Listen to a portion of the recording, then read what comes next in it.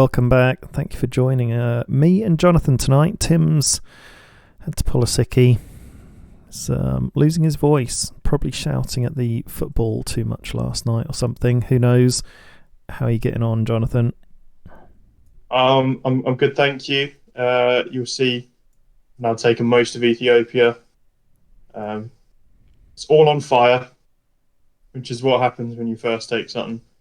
Uh, you've already had a few run-ins with the Chosen, and I think I might do as well. Um, because I'm kind of stretched a little bit. I'm just sticking one troop on each city. Um, but now I've got a couple of planes, a couple of strike fighters, which can help me clean up any of the Chosen that decide to attack me. So yeah, fingers crossed it shouldn't be too bad. Very nice. I've taken that mountain range that would take forever for you to take, so it'll save you a bit of time. Let me know if you want me to take the rest of that, or equally happy for you to just give that a crack. But I'm quite happy as well, actually, because we've taken Yemen and it's been crossed off my list. Jonathan, I don't know if you're aware of what happened earlier today. Oh my God! And something quite incredible has happened in Ukraine, but we'll look at that in a minute. Well, so basically, quite randomly, Uyghur, I think that's how it's said. It's a big red nation next to China. They sent 2 troops up our passage, the Suez Canal. Oh. And I went after them with my destroyers and took them down, but I did have to declare war on them. And also, Myanmar declared war on me. So it got to a point where I was thinking, oh no, because you know how I was moaning about how I had too many people going to war. I was at war with too many people and had to kind of pull back, well, just finish the wars first before I started any more. So I was thinking, what is going on here? But I sent out a couple of peace requests, and I have tied up a couple of battles as well. And so I was at war with like 7 nations, and now it's back down to 5, including the Chosen. So Ethiopia, that'll get tied up soon. Yemen, that should be tied up already, maybe. That will roll over at midnight if it's not already showing as completed. Midnight. Okay. He hasn't got any small islands, has he? No, we took one, and Oman is still showing as well. But Oman does still have territory, actually. So yeah, hopefully that'll all tick over. No, we should have all of Yemen. He had one out in the sea near the mouth of the Suez Canal. Speaking of which, I've been tidying up Libya. I took 3 airborne to take Tripoli, and 2 of them died during the attack, and that's just against 1 level 1 combat recon and 1 motorized infantry. So it just shows how strong it is to just sit on a city, especially if you've got a bunker on it. Yeah, you get that. It's the entrenchment bonus, isn't it? I did the same. I actually had a stack of about 3 troops and 2 combat recons or something, or 4 troops and 1 combat recon, and I lost a couple of troops. It was in Transcaucasia, or whatever it's called. Yeah, Transcaucasia, and on this city that I'm showing. So I've boosted them up with a bit more reinforcements, and I'm sending my infantry officer just to clean up the last of it, because they've leveled up their troops and they're quite strong now. Even just a stack of 2 will take 1 or 2 troops off me, and it all, after you've done a few cities, it all chips away, doesn't it? I've just built another battleship, a destroyer, making 3, and I've started the build on the 4th destroyer. And I don't know if this will surprise you or not, because I think I did say I've started researching a frigate. Yeah, no, that's great. Were you researching SAMs too? Done SAMs. So, and also I've researched tank destroyer, and I've literally just now completed another level 2 army base, and my existing level 2 army base, I'm an hour away from upgrading it to level 3. So I'll be able to pump out tanks in Istanbul, which is really important because that's going to be my main battlefront. And then I can just pump out anti-air from my domed city and spread them around. And I just wanted to start my next ship first, and then I can start pumping out anti-air. Yeah, there we go. So my first anti-air will start building in 57 minutes and 46 seconds. And I've got a couple lined up, and I've been very busy. I've got bunkers in every single city but one of my home cities. So that's good as well. And if we have a look at one of my information buttons on one of my other cities, I'm at war with 4 other nations now. So that was 5 earlier. Let's see. Yeah, Yemen's dropped off. Oh, that's good. That's really, really good. So my morale's just going to go up really high. Yeah, it'll be Yemen that dropped off. So Oman, once Tim's taken all the territories, will drop off as well. So I'll be at war with 3. And actually, Jonathan, I'm going to go to war with Greece as soon as I can. Just going to get my destroyers up. I was thinking I might wait to build a frigate first, because I know they've got a plane on Heraklion. So I could wait for the frigate for the air defence, but it's only an interceptor. But either way, I'm going to be cracking into Greece very soon. And I've got a couple of troops here.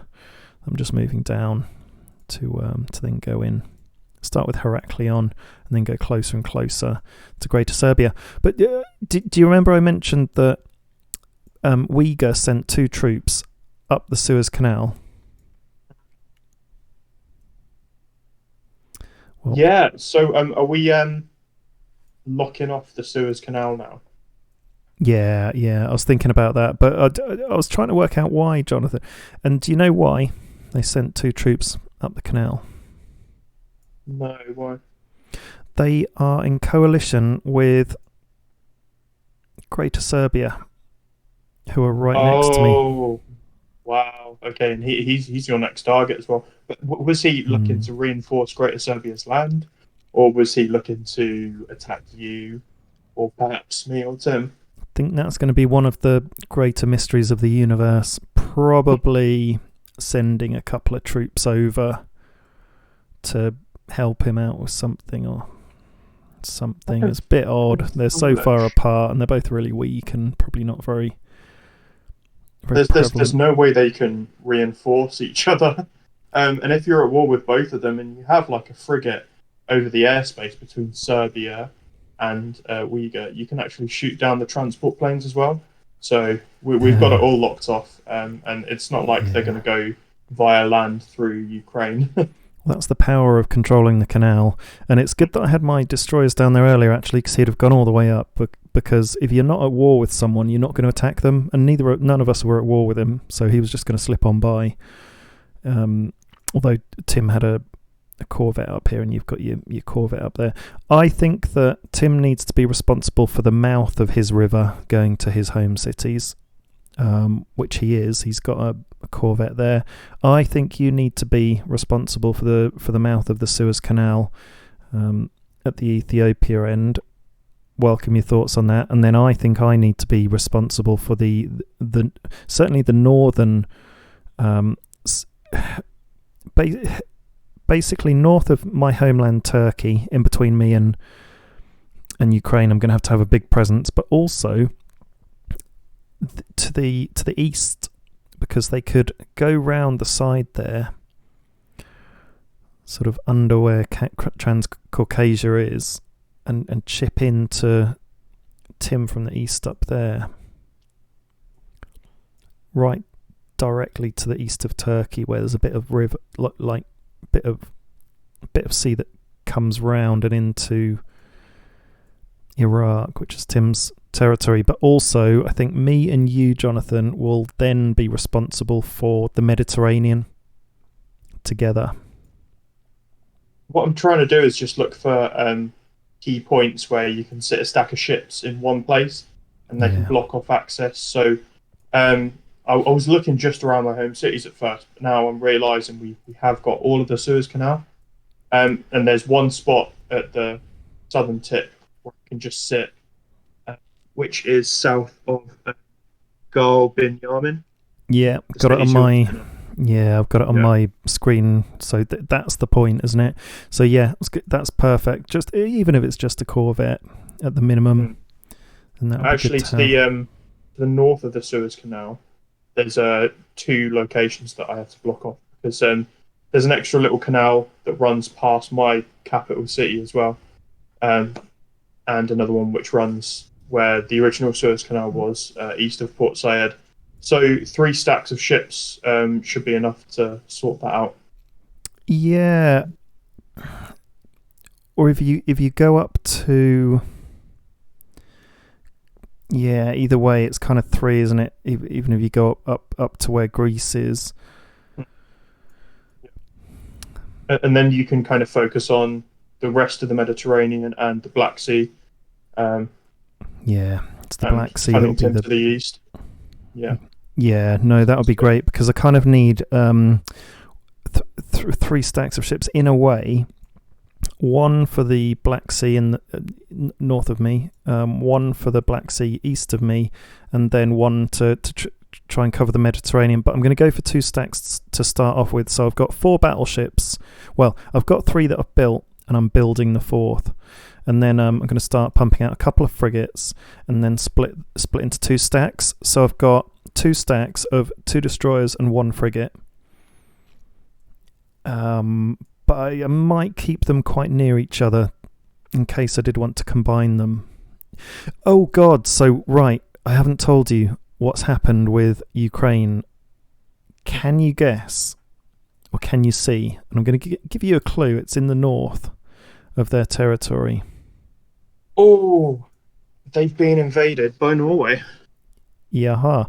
Now, I don't know if Norway were there first and then they took the land around because there's big land masses and they've been cracking into Russia, or if they'd already taken that land and that city and then Norway's taken it from them. But one thing we will be able to tell is when it ticks over at midnight tonight, the morale on there is 25% at the moment. However much it goes up to will tell us how many people they're at war with, and also it will tell us if anyone's on the city or not. Because if it goes rogue, then there's probably no one on there, or it will have taken out anyone who's on there, and they may have just taken that city to make it go rogue. Or if it goes from 25%, like I don't know, up to 30%, we'll know that they're not at war with many nations, which they won't be actually. So I think they're going to have quite a big morale buff on that city when it ticks over to midnight. Maybe it could go up to as much as 32% if they're not at war with many people. So that's going to be really, really telling. And if indeed they have gone to war with the Ukraine, then Ukraine's going to be sending everything they've got to reinforce their border against a Norwegian invasion. And also so is that whole coalition, and it's going to cascade. And I knew that would happen, and of course it had to happen sooner rather than later because Norway's run out of land. There are the Baltic states and Belarus, but they don't want to get sandwiched in between Poland and Ukraine. Absolutely not. Some good intuition there then. So we need to pick the right time to mop up after the inevitable big battle. Yeah, and with any luck, I'm hoping so France is a bit rubbish. They're not really doing anything at all. So really it is Poland and Ukraine, 2 strong, very strong players. Poland is looking very strong indeed. And then you've got the Ireland and Norway, 2 very strong players. Their other coalition member is God knows where. Manchuria, isn't it, over here? Miles and miles away. So it is kind of 2-on-2. And so yeah, hopefully they'll just wear each other out a bit, and we can smash in when the time is right. Definitely want to take Greece and Serbia, and if I just do that and roll up to their borders, then we'll see what happens. And what I want to do to make sure I'm ready for that, I've got a stack here with 2 armoured fighting vehicles, a combat recon, and a motorised infantry, but I want to add to that a tank destroyer and an anti-air, and then maybe a couple more troops, and maybe even my infantry guy. But actually, in the longer term, I want an elite tank guy. because if I just go into the stats, Jonathan, about why I chose the tank destroyer and the armoured fighting vehicle. Tank destroyer, minus 25% buff in the mountains, attack defence, but otherwise is pretty good. It doesn't really have any debuffs, and it has big buffs in urban areas, big 50% defence, plus 25% attack. They've got 11 attack against tanks, 3 against troops. Now they've got rubbish attack against troops, but that's where the armoured fighting vehicle makes up. So they've got 8 attack against troops, 5 against tanks, and they've got no debuff in the mountains. Now, no debuff for armoured fighting vehicles in the mountains, no debuffs really for the tank in anything other than mountains. There are quite a lot of mountains in Europe. But the reason I didn't choose the main battle tank is that it's got a minus 50% attack in the mountains. So it's kind of better than the main battle tank, but still very strong. And so that's why I've chosen him. And then if I go for the tank commander, the tank commander actually buffs all of your tanks by 20% attack, 10% defense, 15% speed. So the attack I lose with my tank destroyer in the mountains will be buffed up by the tank commander, but equally I'd have a very strong tank that stack that's going to be, improved still with a commander. So that's kind of my thinking. And because I'm going around in Europe, I'm happy there's a lot of land there, but a lot of mountains as well that I need to be really careful of. What are your thoughts? Yeah, no, that really is good. The tank commander is formidable, and having a mix of those fighting vehicles and the tank destroyers does make sense. Like the tanks are great because they've just got so much health, but yeah, you're right, they are very weak in mountains, and you've got to take the terrain into consideration. The tanks would be far better off in Africa, where there's just a ton of open land. So maybe that's something I might invest into. And be careful, but be careful when you hit the forested areas. They're normally in DR Congo and Cameroon, but what's the rest of it like in the New World as well? Yeah, it's quite mountainous in eastern Zambia. I've got options, like if I want to stick with a desert, then I can push into Algeria. That's almost exclusively desert. And I'm starting to set my sights on a target up in Europe, which is a bit far away for now. But I'm really struggling for rares. I've only got 80 an hour, and I feel like I'm falling behind. I haven't researched half the stuff you have. And I've noticed up northwest of Italy, there is a fusion reactor, which gives nearly 600 extra rare materials. Yeah, Poland's got that, and so that would mean cracking into their alliance. Also, where is it? There's one in the Middle East. That's. Oh, I thought that was fusion. Fusion reactor. Hang on, let's have a look. No, there's quite a few oil refineries dotted around. There's 2 in Africa. Yeah. There's the Kea complex in Mali, which is a rare materials complex. Oh, and that's their homeland city. That's currently providing them quite a lot. But I think if I took that, it would still give me like 400 odd. What you could do, rares an hour, is make sure you build an underground bunker, obviously on your home city that's rares, but also build a bunker on any rare material city you take over, because it will increase the morale and increase the production. Have you taken over a rares? Where was the rares in Ethiopia? Can't quite. Rare material is Addis Ababa. These are still at 25%. I've also got Alpha Shear in Sudan, and Cameroon's just taken the province next to it because it was up for grabs. It was owned by Sudan at the time. So that's a little bit precarious because it's right next to his land if he decides to invade me. But the one in Ethiopia is fairly safe. I would like more. So I I feel like naturally my next target is going to be the East African Federation because they've been giving me a hell of a lot of hassle. Yeah, And Arusha, a city down here, which was again formerly owned by Cameroon. I'll look to take that one over. that's his capital, isn't it? Yeah. Okay. I think you're doing all right though, because to make you feel better, I'm on 94 an hour. Mm.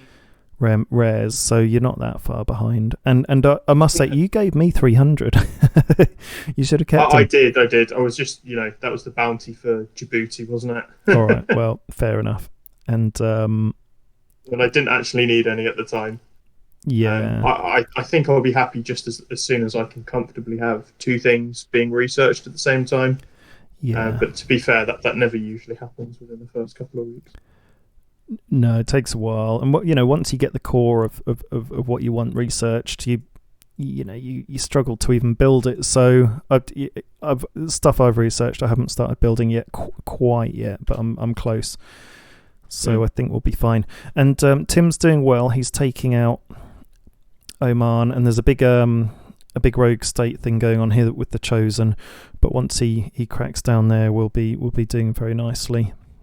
So I think, yeah, we're kind of reaching an, I don't want to call it an administrative phase, but we've taken out the big threats of the big people near us, and now we're kind of mopping up and carrying on, and now we need to choose who we pick the big fight with next and prepare for it. So we've been through wave 1, and we're going to be going through a bit of a consolidation phase, bit of a growing phase, and then the next battles we pick are going to be really hard because now players have had a while to build up their reserves and their armies. I mean, you look at Mozambique, they've started spreading south, and so they're building, they've got strike fighters, we know that, so they're going to be really difficult to take on, Jonathan. You're going to have some anti-air going into Mozambique. Yeah, I think that would be the next thing because the frigates can't really effectively get inland, and I'm already draining quite a lot of components. So yeah, I'll definitely build some SAM turrets. And this administrative phase, it's difficult trying to organise all of your troops, especially if you have to kind of pull them back from the front line. But we should consider important things like where our hospital is going to be. Well, you've got one in Ankara now, and then how are you going to get the troops there? So it will be important to consider, like if you need like airports on the front line or pontoons if you're moving troops via the sea because they can't fly, and then just bunkers and arms industries to try and make the most out of the production, whilst you're not at war with 5 different countries at once. Very important this stage. I know. And the hospital's doing well. Got quite a lot of Tim's troops in, and the good thing about he's smart in what he's doing here because he's stacked up his troops. He's got like 9 troops there, and he's really stacked them together so they share the health, and it means they're all going to heal quicker together. So there's three healing per day. And the more you stack up, he's going to have 6 getting 3 a day. And when you stack them together, they kind of equalise and sort of... the technical word for it is they amortise the health out, which means they... That's an accounting term, isn't it? add up and divide. Yeah, well, it's from my dark old days in a dusty back office, pricing millions of products. We won't go there. And now we're using it for a very important purpose. Well, exactly. Even more important. Nations. Oh yeah. Exactly. But no, I've got quite a lot of exciting toys to build now. So, I wonder if I can start building it now. I was just waiting to build that last destroyer so that I didn't use up all my stuff. Just thinking as well, like don't neglect your basic troops because they're the first thing you build, and you'll always have a lot of them to take cities. And I often think they are like the most important unit you have. Yours are only at level 1 now, and if you were to come across Mm. somebody who had them at level 4, then that would be a significant disadvantage. I don't know. I feel as though I know what you're saying, and maybe you'll end up stopping me from going in this direction because I'll think twice. But my main troop killer is the fighting vehicle, and so I'll certainly have infantry because you have to have them to take land and stuff. But I don't know if I'm going to focus on them because I'm going to have the tank destroyer and the armoured fighting vehicles to do my main battling. And I was thinking I quite fancy going airborne. Oh, okay. Because I've seen what you guys have been doing, and actually so they can take land, they can conquer territory, and they can take land quite fast, can't they? But their unpacking is quite slow. It takes an hour. My main problem I've had with them is that they are very weak if they come across any kind of armor. When you level them up a bit more, then you can like one-shot some ground troops, but they do get slightly more health. But you've got to be really careful when you use them because you can lose them very easily. Yeah, use them and lose them. So what happens when they go from one tile to another? Do they fly every time and have to unpack each time? So they can fly between air bases just like a lot of normal troops can, but they can air assault, which is the magical thing, and that's within a certain radius of any air base. And if you've got a few air bases that are like within a certain distance of one another, they can air assault between multiple ones. And then they land on a tile or a city, wherever it is, and then they've got to disembark for an hour before they can capture that territory. And then they don't have to fly from another airbase. They can just air assault to another tile as long as it's within range of an airbase. Yeah. That makes sense. So I guess what I could do is see where Turkey is near... not Turkey, that's me. Where Ukraine is nearest me, right? They're on the same peninsula of land as Istanbul in Constanta. I could air assault across the border leading up to them to claim the territory, and then... But I don't know. I could just march up to there with tanks.